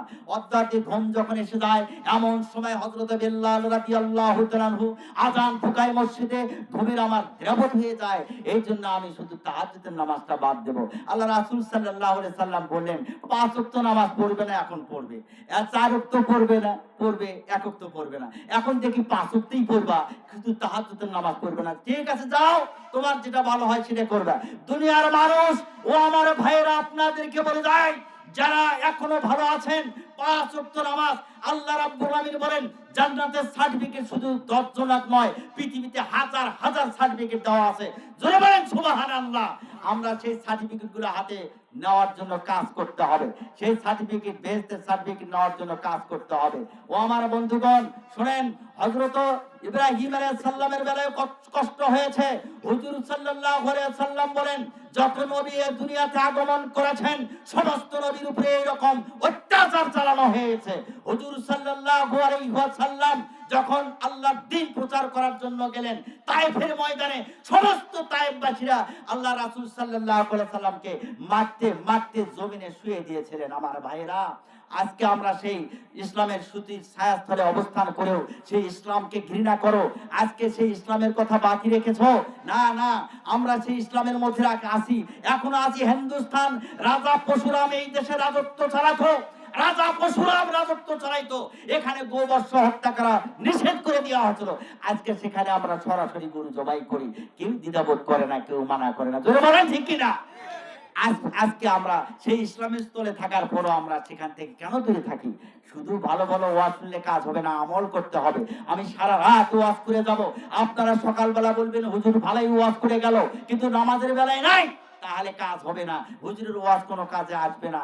মা বোনদেরকে আমি বলে যাই, ও মা বোনেরা আমি আপনাদেরকে বলে যাই, অনেক গভীর রাত্র হয়ে গেছে, সারা রাত যদি ওয়াজ শুনতে চান সারা রাত চলবে, কিন্তু মা বোনদেরকে বলি শোনেন মা মরিয়মের ঘটনা, কি করে মা মরিয়ম তার প্রসব বেদনা হলো। আমার বন্ধুগণ, মা মরিয়ম এবার ওই গাছের নিচে বসে আছেন। আমার ভাইয়েরা, গাছের নিচে বসে বসে আমার আল্লাহকে ডাক দিয়ে বলতেছেন, মাবুদ আমার কাছে তো কেউ নাই গো আল্লাহ, আমার কে সাহায্য করবে গো আল্লাহ, আমার প্রসব বেদনায় আমি তো আর দাঁড়াইতে পারতেছি না। আমার আল্লাহ পাক ডাক দিয়া বলেন, হে মরিয়ম তুমি কোনো চিন্তা করো না রে মরিয়ম, আমি আল্লাহ তোমার সাথে আছি। জোরে জোরে বলেন না সুবহানাল্লাহ। আমার ভাইয়েরা, বেহেশত হইতে আমার আল্লাহ পাক হুর পাঠিয়ে দিলেন। হযরত ঈসা আলাইহিস সালাম দুনিয়ার বুকে আগমন করলেন। আমার ভাইয়েরা, মা মরিয়মের কোলের মধ্যে ফুটফুটে জ্যোৎস্নার মতো চেহারা, মা মরিয়ম দুই চোখের পানি ছেড়ে ছেড়ে কাঁদছেন আর বলতেছেন, মাবুদ আজকে কতদিন যাবত বেহেশত খানা খাই না গো আল্লাহ, তুমি কি আমাকে বেহেশত খানা দিবা না? আল্লাহ পাক ডাক দিয়ে বলেন, হে জিবরাইল রে, যাও রে জিবরাইল যাও, আমার শেষ নবী আখিরি পয়গম্বর দুজাহানের বাদশা আমার দোস্ত তার আগমন পূর্বেই ঈসাকে আমি দুনিয়াতে পাঠাইতাছি। এই ঈসা যাওয়ার পর আমি দুনিয়াটা সুন্দর করে সাজন করে নেব। জোরে জোরে বলেন না সুবহানাল্লাহ। আমার বন্ধুগণ, হযরত ঈসা আলাইহিস সালাম মায়ের কোল থেকে কথা বলা শুরু করে দিয়েছেন। আমার ভাইয়েরা, শিশু বয়সে মায়ের কোল থেকে কথা বলতেছেন। মাগো তুমি কেঁদো না, আমি আল্লাহর নবী ঈসা গো মা, খবরদার তুমি কেঁদো না, আমার চেহারার দিকে তাকাও। মাকে ডাক দিয়া বলতে লাগলেন, মাগো তুমি আমার চেহারার দিকে তাকাও মাগো, তাহলে তোমার মনটা ভরে যাবে, তোমার কলিজাটা ভরে যাবে। ও আমার মায়েরা, জাহাজে রক্তের মতো যখন রক্ত রক্ত একজন মা যখন হয়ে যায় এত কষ্ট করে। আরে ওই সন্তান যখন মায়ের সামনে চেহারার সামনে যখন ধরা হয়, তখন ওই মায়ের সমস্ত বেদনার কথা, সমস্ত কষ্টের কথা ভুলে ওই সন্তানের দিকে হাত বাড়াইয়া বাড়াইয়া কাঁদে আর বলে, আমার সন্তান গো আমার কোলে দিয়ে দাও, আমার সন্তানটাকে আমার কোলে দিয়ে দাও, আমার সন্তান আমার কাছে দিয়ে দাও। এত কষ্টের পরে, এত কষ্টের হৃদয় রিংড়ানো 32টা নারী শ্রাপ যন্ত্রণার ব্যথার সন্তান যখন মায়ের কোলের সামনে যখন মায়ের কাছে যখন দেওয়া হয়, সমস্ত কষ্টের কথা ভুলে মা সন্তানকে দুধ খাওয়ানোর জন্য ব্যস্ত হয়ে যায়। জোরে জোরে বলেন না সুবহানাল্লাহ। লিল্লাহে তাকবীর। আমার বন্ধুগণ, হযরত জাকারিয়া আলাইহিস সালাম এবার কি করলেন? এবার জাকারিয়া আলাইহিস সালাম ও আমার ভাইয়েরা গাছের নিচে পড়ে থাকলেন। এই লম্বা ঘটনা আমি এটা পরে বলবো। ও আমার ভাইয়েরা, মা মরিয়মের কথাগুলো ভালো করে শুনে রাখেন। মা মরিয়ম এবার ডাক দেয়া বলেন, মাবুদ গো, আমি যখন জাকারিয়া আলাইহিস সালাম তালাবদ্ধ করে রেখে দিয়েছিল, ওই সময় তো আল্লাহ বেহেশতের খানা আমার কাছে পাঠিয়েছিলে। আজকে ৩ দিন যাবত অনাহার, আমার সন্তান আমার সামনে, আমার কোলের ভিতরে। আল্লাহ, তুমি কি আমাকে বেহেশতি খানার দিবা না? আমার আল্লাহ পাক ডাক দেয়া বলেন, হে মরিয়ম, তুমি যখন তোমার সন্তান যখন প্রসাব করো নাই, তোমার সন্তান যখন ছিল না, তুমি শুধু আমি আল্লাহকেই ভালোবেসেছো। কিন্তু তোমার যে সন্তান হয়েছে, এখন তো তুমি তোমার সন্তানকেও এখন ভালোবাসো। এই জন্য রে মরিয়ম, তুমি তোমার কর্ম করে তুমি খাও। ও আমার ভাইয়েরা, যার যার সন্তান গো অবশ্যই অবশ্যই ভালোবাসে। যার যার সন্তান, সন্তান যদি খারাপও হয় তবু সন্তান, মা কোনোদিন সন্তানকে ভোলে না। জোরে জোরে বলেন ঠিক কিনা? আমার বন্ধুগণ, এবার মা মরিয়ম যখন আল্লাহকে ডাক দিলেন, আমার আল্লাহ পাক জিব্রাইলকে ডাক দিলেন, ডাক দিয়ে বলেন, হে জিব্রাইল, যাও রে বেহেশতে একটা খেজুর নিয়ে যাও, যাও যাও ওই বিষটা মরিয়মের কাছে দিয়ে দাও। সঙ্গে সঙ্গে জমিনে যখন গেড়ে দিবে, ৭ গাছ হয়ে যাবে, কাঁচা পাকা খেজুর ঝুলতে থাকবে, সে কাজকর্ম করে খাবে। এবার যখন বলা হলো, হঠাৎ গাছে কাঁচা পাকা খেজুর ঝুলতেছে, আল্লাহ পাক ডাক দেয়া বলেন, হে মরিয়ম, নাড়া দাও, নাড়া দাও, কাঁচা পাকা খেজুরগুলো পড়বে, তুমি তা ভক্ষণ করবে, তুমি তা খাবে। আল্লাহ পাকের দরবারে মরিয়ম কেঁদে কেঁদে বলেন, মাবুদ গো, এই গাছের তলে এই সন্তান নিয়ে কয়দিন অবস্থান করব? আমার আল্লাহ পাক ডাক দিয়া বলেন, হে মরিয়ম, তুমি ওই সন্তানকে নিয়ে বাইতুল মুকাদ্দেস মসজিদের দিকে রওনা করো রে। যাও যাও, বাইতুল মুকাদ্দেস মসজিদের দিকে রওনা করো। মা মরিয়ম এবারে সন্তানটিকে বাইতুল মুকাদ্দেস মসজিদ দিকে নিয়ে যাবে। মা মরিয়ম ডাক দিলেন, আল্লাহ, বাইতুল মুকাদ্দেসে মসজিদে যদি যাই গো আল্লাহ, ওই মানুষগুলো দূর দূর করে তাড়িয়ে দিয়েছে, আমাকে তো থাকতে দেয় নাই। আল্লাহ পাক ডাক দিয়া বলেন, মরিয়ম, তুমি যখন বাইতুল মুকাদ্দেস মসজিদে যাবা, কোনো সময়ের জন্য কথা বলবা না, শিশু সন্তানের দিকে তাকাইয়া দেখাইয়া দিবা, ওই শিশু সন্তান তোমার পরিবর্তে কথা বলবে। এবার মা মরিয়ম কন্যার সন্তানকে নিয়ে এবার বাইতুল মুকাদ্দেস মসজিদে হাজির হয়ে গেলেন। হাজার হাজার লোকজন মা মরিয়মকে ঘেরাও করে ফেললেন। আমার ভাইয়েরা, নিল্লাহে তাকবীর। এবার মা মরিয়মকে যখন ঘেরাও করে ফেললেন, হে জেনাকারিনী মহিলা, এই সন্তান কোথায় পেয়েছ? তোমার তো বিবাহ হয় নাই, তোমার তো বিবাহ হয় নাই, এই সন্তানটা কোথায় পেয়েছ রে? এবার মা মরিয়ম কোনো কথা বলে না, আল্লাহর হুকুম, কোনো কথা বলা যাবে না। এবার সন্তানের দিকে ইশারা করে দেখে দিচ্ছেন। এবার সমস্ত লোকজন ডাক দেয়া বলেন, হে মরিয়ম, শিশু সন্তান কোলের মধ্যে বসে আছে, সে কোনোদিন কথা বলতে পারবে নাকি? এমন সময় ঈসা নবীর জবান ছুটে গেল। নিল্লাহে তাকবীর। ঈসা আলাইহিস সালামের জবান যখন ছুটে গেল, আমার ভাইয়েরা ডাক দেয়া বললেন, ও দুনিয়ার মানুষ, আল্লাহ পাক আমার উপর ইঞ্জিন শরীফ নাজিল করে দিতেছে। জোরে জোরে বলেন না সুবহানাল্লাহ। আমি নবী, আল্লাহ পাক আমাকে নবী হিসাবে দুনিয়াতে পাঠিয়ে দিয়েছেন। বিরাট লম্বা কাহিনী আমি সংক্ষেপ করব। আমার ভাইয়েরা, আজকে আপনাদের যে এখানে মাইকের ট্রাবল, কথা বলবো কি, মা বোনেরা তো কোনো কথাই শুনতে পারবে না। এবার আমার ভাইয়েরা, ও আমার মায়েরা, আমার দিকে কান লাগান, আমার দিকে ভালো করে খেয়াল রাখেন। এবার ঈসা আলাইহিস সালাম এবার আস্তে আস্তে বড় হতে লাগলেন। হাজার হাজার লোকজন ঈসা আলাইহিস সালামের কাছে প্রতিদিন সকালবেলা করে আসে। কানাঘুষা শুরু হয়ে গেল, এই ছেলে এত শিশু সন্তান কি করে কথা বলে? অবশ্যই আল্লাহর নবী হতে পারে। মানুষের মনের মধ্যে কানাঘুষা শুরু হয়ে গেল, নিশ্চয় সে নবী ছাড়া আর কিছু হতে পারে না। এত শিশু সন্তান জীবনে কোনো দিন দেখি নাই মায়ের কোল থেকে কথা বলে। এই ঈসা যখন কথা বলে, সে অবশ্যই আল্লাহর পুত্র হতে পারে।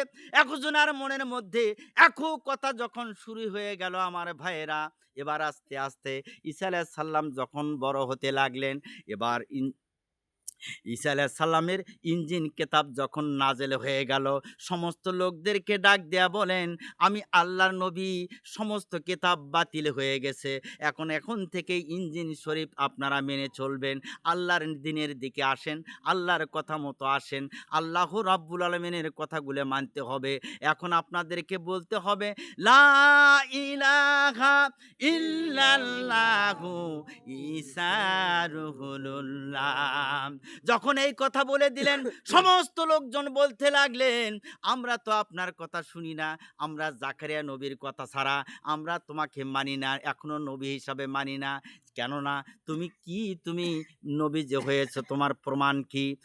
সে বলতে লাগলেন, আল্লাহ পাক আমাকে এমন তৌফিক দান করে দিয়েছেন, জীবিত মানুষকে মৃত্যু বানাইতে পারি, মৃত ব্যক্তিকে কবর থেকে তুলে দিতে পারি, কুণ্ঠ রোগীকে আমি ভালো করে দিতে পারি। আল্লাহ পাক এই তৌফিক আমাকে দান করে দিয়েছেন। লিল্লাহে তাকবীর। এবার আমার বন্ধুগণ, হযরত ঈসা আলাইহিস সালাম আস্তে আস্তে যখন বড় হয়ে যেতে লাগলেন, ৮ বৎসর বয়স হয়ে গেছে, মা মরিয়ম কোলাই করে নিয়ে এবার করলেন কি, বাইতুল মুকাদ্দাস মসজিদ থেকে আবার বের হলেন। সমস্ত লোকগুলো সেখান থেকে বের করে দিলেন।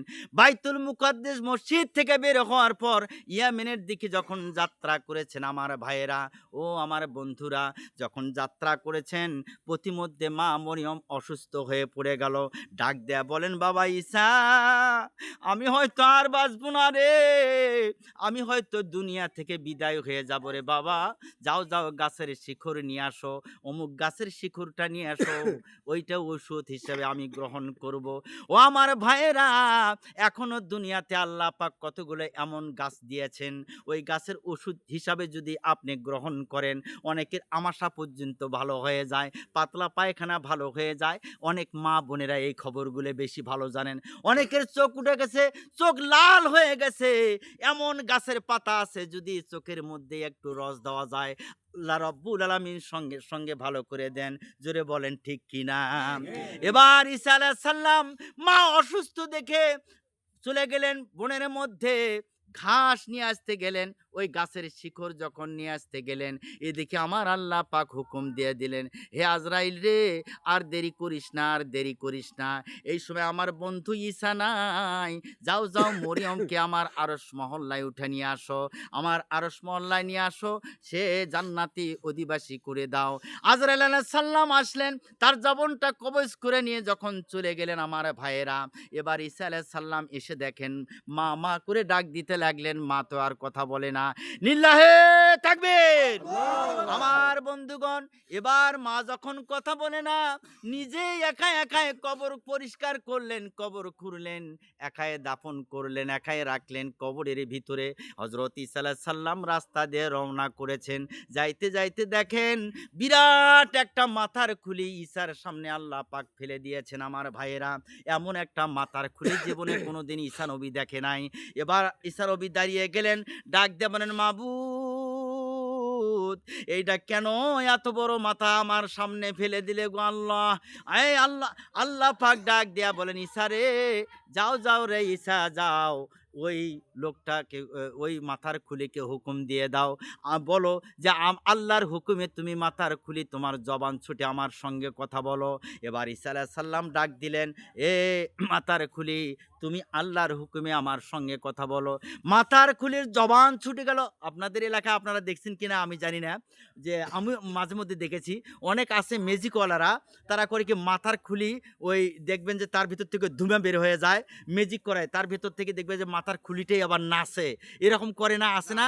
এটা কিন্তু আমি নিজের চোখে দেখেছি, এক জায়গায় খেলা দেখাচ্ছে, ওগুলো কিন্তু জাদু, খবরদার এগুলো জাদুর সামনে যাবা না। এমনি পেটের মধ্যে ছুরি চলে দিবে, কেউ বলে দেও টাকা, এগুলোর কাছে যাবা না। যখন দেখবে যে এই অবস্থায়, সেখানে থাকার দরকার নেই, কারণ যে ওগুলো বদমাইশি করে টাকা নেওয়ার চানকি করে, কথা ঠিক না? এবার হযরত ঈসা আলাইহিস সালাম বললেন, হে মাথার খুলি, তুমি আল্লাহর হুকুমে কথা বলো। মাথার খুলির জবান ছুটে গেল, তুমি আমার কাছে কি চাও? মাথার খুলি থেকে জবান চলে আসলো যে, হে ঈসা, তুমি তো আল্লাহর নবী, আমার নাম জমজাহা বাদশাহ, আমি ৭০০ বছর রাজত্ব করেছি, ৭০০ বছর আমি রাজত্ব করেছি। আমি ইলিয়াস পয়গাম্বরের আমলের আমি কাওম ছিলাম। আমি ইলিয়াস পয়গাম্বরের কথা শুনতাম না, আমি মূর্তি পূজা করতাম। কিন্তু আমি সব সময়ের জন্য আমি অন্ন দান করেছি, যার অন্ন ছিল না, যার বস্ত্র ছিল না তাকে বস্ত্র দিয়েছি, যার খাদ্য ছিল না আমি খাদ্য দিয়েছি, যার বাড়ি ছিল না তাকে আমি বাড়ি করে দিয়েছি। কিন্তু আমার একটাই ভুল ছিল, আমি মূর্তি পুজো করেছিলাম। এই মূর্তি পূজা করার কারণে আল্লাহ পাক আমাকে জাহান্নামে দিয়েছিলেন। সেই জাহান্নাম খাটার পরে আমি আল্লাহকে বললাম, আল্লাহ তুমি তো বলে দিয়েছো, ইঞ্জিন শরীফের মধ্যে তো বলে দিয়েছো, ঈসার কথা তো বলে দিয়েছো। আমার তো আমার নবীর আমলে সে ইলিয়াস পয়গম্বরও তো বলছে যে শেষ নবীর আমলে যারা উম্মত হতে পারবে তারা তো খুব ভালো হবে। তো ঈসা আলাইহিস সালাম উনি দুনিয়ার বুকে আসছে, তো ওনার সামনে দেন শেষ নবী আসতে আরো বহুত দেরি আছে, একদিন আমি জাহান্নাম খাটতে থাকবো, আল্লাহ আমাকে ঈসার সামনে দিয়ে দেন, সে তো মৃত্যু মানুষ জীবিত করতে পারে, আল্লাহ তুমি তো তাকে ক্ষমতা দিয়েছো। আল্লাহ পাক বলে হ্যাঁ, তো তাহলে আমি যা ভালো কাজ করেছি তারও প্রতিদান দিবেন, যা খারাপ কাজ করেছি সে প্রতিদান আপনি দিবেন। তো খারাপ যে কাজ করছি তার তো প্রতিদান দিছো আল্লাহ, এখন ভালো করছি তার প্রতিদান দিবে না? তা আল্লাহ কল যে দেওয়া তো লাগে। তাহলে ঈসার সামনে আমার ফেলে দাও। ঈসা আলাইহিস সালামের সামনে যখন ফেলে দিছে, মাথার খুলি থেকে জবান ছুটে গেল, হে ঈসা, আমি তো জমজাহা বাদশাহ, আমি 700 বছর রাজত্ব করেছি, আমি ইলিয়াস পয়গম্বরের কাউম ছিলাম। তো এখন এই জাহান্নাম খাটার পরে তোমার সামনে আমি এসেছি, আমি তোমার কাছে একটাই নিবেদন জানাই, তোমার কাউম হিসাবে আমি দুনিয়াতে আল্লাহর ইবাদত বন্দেগী করতে চাই, তুমি আমাকে আল্লাহর হুকুমে জীবিত করে দাও। তখন ঈসা আলাইহিস সালাম আমার আল্লাহকে ডাক দিয়ে বলেন, আল্লাহ জমজাহাকে মানুষে পরিণত করে দাও। আল্লাহ কি পারে না? আল্লাহ পারে, মানুষে পরিণত করে দাও। সঙ্গে সঙ্গে জমজাহা মানুষ হয়ে গেল, এত বড় লম্বা। আগেকার মানুষগুলো সবাই উঁচু লম্বা ছিল, হ্যাঁ সবাই উঁচু লম্বা ছিল, এখন আস্তে আস্তে মানুষ তো ছোট হয়ে গেছে। তো এখন হযরত ঈসা আলাইহিস সালাম এত বড় মানুষ না দেখে আশ্চর্য হয়ে গেছে, দেখে কয় আল্লাহ এই কোন কারবার, এরকম মানুষ আমার জীবনও দেখি নাই। হ্যাঁ, এত বড় উঁচে, এত বড় মাথায়, এত বড় মানুষ। তো ইলিয়াস পয়গম্বর আমলের লোক, তখন লোকেরা খুব উঁচু লম্বা স্বাস্থ্যবান ছিল। তা ঈসা আলাইহিস সালাম বলতিছে যে তুমি যদি ইলিয়াস পয়গম্বরের আমলের কাউম হয়ে থাকো, তুমি তার উম্মত হলে না, আমার উম্মত হতেছো কেন? জমজাহা বলতেছেন যে এই জন্যই হতেছি যে আমি জাহান্নাম 100 বছর খাটে আসলাম, 100 বছর জাহান্নাম খাটে আসলাম, আমার আর খাটা সম্ভব নয়। আমার প্রতিদান হিসাবে আমি আল্লাহর কাছে চেয়েছি, আপনার সামনে ফেলে দিছে, এখন আমাকে জীবিত করেছেন, আমি আপনার সাথে থাকবো, আপনার পেছনে পেছনে ঘুরবো খাদেম হিসাবে। জোরে বলেন না সুবহানাল্লাহ। দেখ, খাদেম হিসাবে আমি আপনাকে আপনার পেছনে পেছনে আমি থাকবো। এবার ঈসা আলাইহিস সালামের পেছনে পেছনে জমজাহা ছুটলেন। সেই জমজাহা 80 বছর বেঁচে ছিলেন। জোরে জোরে বলেন সুবহানাল্লাহ। ঈসা আলাইহিস সালামের পেছনে সেই জমজাহা বাদশা 80 বছর দুনিয়াতে টিকে আছিল। আমার ভাইয়েরা, ঈসা আলাইহিস সালাম আসমানে আছেন, কোরআনে কারিমে প্রমাণিত, অনেক কিতাবের মধ্যে প্রমাণিত। আল্লাহ পাক নিজে ঘোষণা দিয়েছেন ঈসা আলাইহিস সালাম আসমানে আছেন, সে জমিনে আগমন করবেন। শেষ নবী হযরত মুহাম্মদ সাল্লাল্লাহু আলাইহি ওয়াসাল্লাম, ওনার উম্মত হিসাবে শেষ নবী ঈসা আলাইহিস সালাম দুনিয়াতে আগমন করবেন, এটা আল্লাহ পাক বলে দিয়েছেন। আল্লাহ রাব্বুল আলামিন কোরআনে কারিমে তা জানিয়ে দিয়েছেন। ও আমার ভাইয়েরা শোনেন, আজকে তো আপনাদের মাইকের এই অবস্থা, আমার তো বলার কিছু নাই, রাত্রেও এখন অনেক হয়ে গেছে, হয়তো 12টার মতো বেজে গেছে, না মা বোনেরা তো কিছুই শুনতে পারতেছে না। হযরত ঈসা আলাইহিস সালাম এবার যখন ওনাকে জমজাহাকে সাথে করে নিলেন যে আমি আর এই রাজ্যে থাকতে চাই না, জমজাহা চলো আমার পেছনে পেছনে চলো যাই, যতদূর দৃশ্য যায় ততদূর চলতে থাকি। চলতে চলতে দেখে জেলেরা নদীতে মাছ মারতেছে। জেলেরা বোঝেন তো, যারা মাছ ধরে, জেলেরা নৌকা দিয়ে মাছ ধরতেছে। ঈসা আলাইহিস সালাম সেখানে কিনারে, নদীর কিনারে দাঁড়িয়ে গেলেন, ডাক দিয়ে বলতেছেন, ও জেলেরা ভাইয়েরা এদিকে আসেন, এদিকে আসেন। সবাই আসলো। আসার পরে কেন ডাকছেন? যে আমি আল্লাহর নবী, আপনারা সবাই আল্লাহর দিকে আসেন, আল্লাহর দিকে আসেন, আল্লাহর কথাগুলো মানেন, আমি আল্লাহর নবী। তে জেলেরা বললেন যে আপনি যে আল্লাহর নবী, তার প্রমাণ কি? তার প্রমাণ হিসাবে কিছু দিতে পারবেন? যত নবী ওলি দুনিয়াতে আগমন করেছে তাদের প্রমাণ আছে, আপনার প্রমাণ কি? হঠাৎ করে আপনি বলতেছেন আমি নবী, তার কারণটা? হঠাৎ করে যদি কেউ বলে কয় যে আমি মৌলবি, ওকে হযরত ডাকবে নয়। তো এখন এইরকম হযরত ঈসা আলাইহিস সালাম যখন এই কথা বললেন, জেলেরা ডাক দিয়ে বলতেছেন যে আপনার যদি প্রমাণ না পাই তাহলে খবর আছে, পানির মধ্যে আজকে খবর করে দেবো একেবারে। আমরা তো পানির মধ্যে থেকে অভ্যাস আছে, যারা মাছ মারে না ওরা যা হাজার শীত হয় না কে, ও কিন্তু পানির মধ্যে বেড়ানোর অভ্যেস ভালো আছে, কে আছে না? ও আগারিবে ওর মধ্যে খুঁজে শেষ করে দিবে, কথা ঠিক না? তো এখন হযরত ঈসা আলাইহিস সালাম যখন এই কথা বললেন, সমস্ত লোকজন বলতেছেন যে প্রমাণ না দিতে পারলে এখান থেকে যাইতে পারবে না। এবার হযরত ঈসা আলাইহিস সালাম বললেন যে আপনারা বাড়িতে যা রেখে এসেছেন তা আমি বলতে পারবো, যা সকালবেলা খেয়ে এসেছেন আমি ঈসা বলে দিতে পারবো, বাড়িতে যা কি করতেছেন কি করবে আমি তা বলে দিতে পারবো, আমার মৃত্যু মানুষকে জীবিত করে দিতে পারবো। যে মৃত্যু মানুষ জীবিত করে দিতে পারবে, এ কি কয়? তার প্রমাণ বলে, প্রমাণ আমার সাথে আছে, আজ দেখো জমজাহা বাদশা। যখন এই কথা বলছে জমজাহা বললে, হ্যাঁ ভাই আমি মরছিলাম। এখন জমজাহার সাথে কিছুদিন যাওয়ার পরে জমজাহা বাদশা ঈসা নবীর হাত টেনে ধরে কইছে, হুজুর দাঁড়ান, আগাতে যান না, দাঁড়ান। বলে কে দাঁড়াবো কে? যে একটা কথা হলো কি, আমি মরার সময় আজরাইল আইছিল, এখন আমি তো জীবিত হইলাম, ওটা কি আবার আইবো নাকি? তো কয় যে মরলে তো আবার আইবো। সর্বনাশ, এই কথা আইজও আমি ভুলি নাই। ওই আজরাইল যে জান কবজ করছিল ওই কথা আইজও আমার স্মরণ আছে। যতই জাহার নাম খাটি কিন্তু ওই কথা আমার স্মরণ শেষ হবে না, ওই কথা আমার মন থেকে যাবে না। আইরে কি কষ্ট, মরণের কি কষ্ট, টাকার বলে শেষ করা যায় না। ওই আবার আইবো আমার জান কবজ করার জন্য। ঈসা আলাইহিস সালাম কলে আইবো। বিরাট লম্বা কাহিনী, আরো সংক্ষেপ করি। হযরত ঈসা আলাইহিস সালামকে কিভাবে আকাশে নিয়ে গেলেন। যখন হযরত ঈসা আলাইহিস সালাম যখন যাইতেছিলেন, হঠাৎ করে যাইতেছিলেন, যেতে যেতে হঠাৎ করে অনেকগুলো লোকজন তাকে ঘেরাও করে ফেলেছিলেন। ফেলার পরে বললেন যে আপনি ঈসা, ঠিক আছে বেশ ভালো কথা, আপনি নবী, বেশ ভালো কথা, আকাশ থেকে যদি খাদ্য নিয়ে আসতে পারেন, আমাদেরকে দেখাইতে পারেন, তাহলে আপনাকে নবী বলে আমরা স্বীকার করব।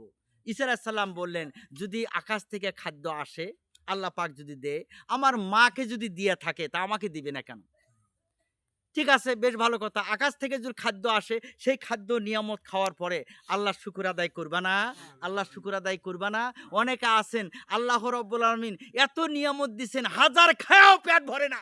মানুষ দুনিয়ার একটা জমি যদি থাকে আর একটা কেনার জন্য পাগল হয়ে যায়, একটা ঘর যদি থাকে আর একটা ঘর কেনার জন্য পাগল হয়ে যায়। দুনিয়ার মানুষ কবরে না যাওয়া পর্যন্ত পেট ভরবে না। লিল্লাহে তাকবীর। হযরত ঈসা আলাইহিস সালাম যখন বললেন ঠিক আছে আকাশ থেকে খাদ্য আসবে, খাওয়ার পর যদি শুকর আদায় না করো তাহলে মহান রাব্বুল আলামিন গজব দুনিয়াতে পাঠিয়ে দিবেন। যে সবাই বললেন যে ঠিক আছে আমরা আল্লাহর দিনগু মানবো, আপনাকে নবী হিসাবে মানবো, আকাশ থেকে খাদ্য আসুক তাহলে।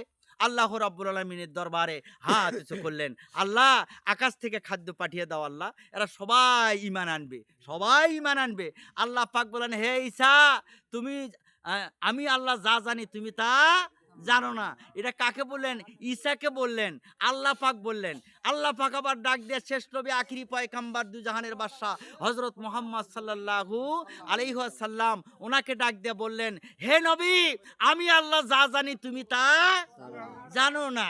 আর এখন কি করে তাকে জানেন? কয় যে আল্লাহ চা বলে ওটাই বেশি জানে। ওই যে যারা মাজারে থাকে দেখছেন, তাদের কাছে যা মাথা ডিশ না দিয়ে কি কয় তাকে জানেন? আল্লাহ কয় যে আল্লাহ গো বাবার দরবারে আছি, বাবা আমার একটা বেটা দাও, বাবা আমার একটা বেটা দাও। আচ্ছা ওই বাবার কি ক্ষমতা আছে বেটা দেওয়ার? যা দিবে আল্লাহই তো দিবে, কথা ঠিক না?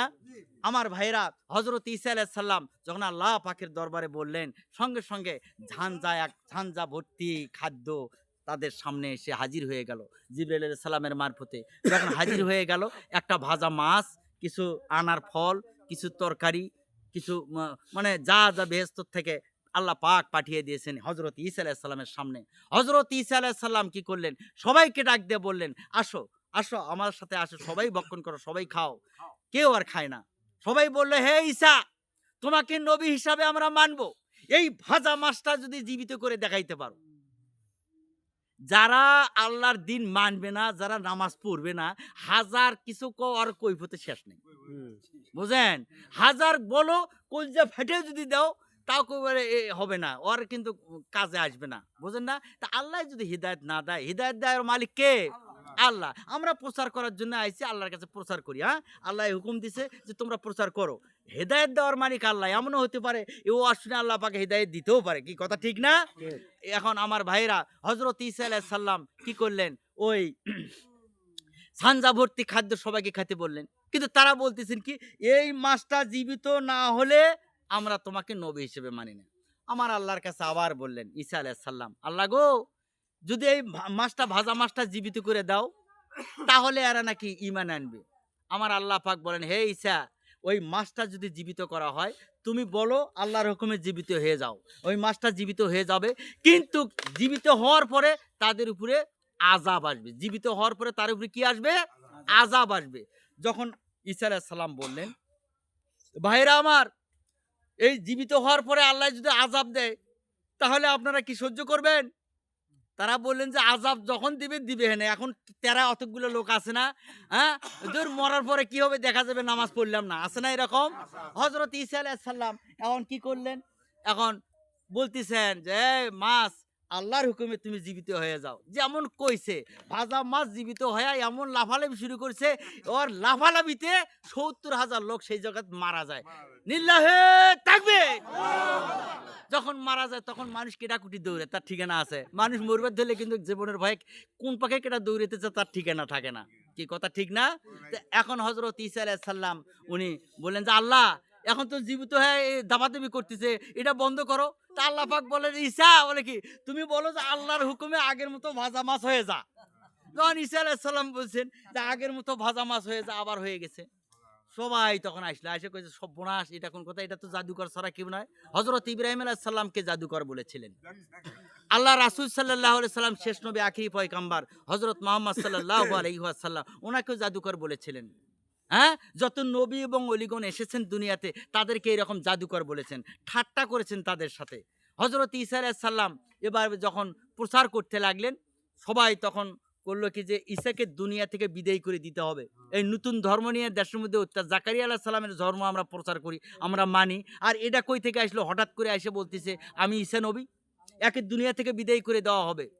তাকে নিয়ে যাওয়া হলো একটা ঘরের ভেতরে, সেই ঘরটার নাম হলো আইনে সলক। সেই ঘরটার নাম কি? কেতাবে এসেছে, ওই সেই ঘরটার নাম হলো আইনে সলক। সেই ঘরটার ভেতরে, আইনে সলক ঘরের ভিতরে তখন তাকে আটকে রাখা হলো। আইনে সলক ঘরের মধ্যে যখন ঈসা নবীকে আটকে রাখছেন, এখন সুইউ নামে ইহুদিদের নেতা ছিল। সুইউ নামে ইহুদিদের নেতা ছিল। সেই নেতা কি করলেন?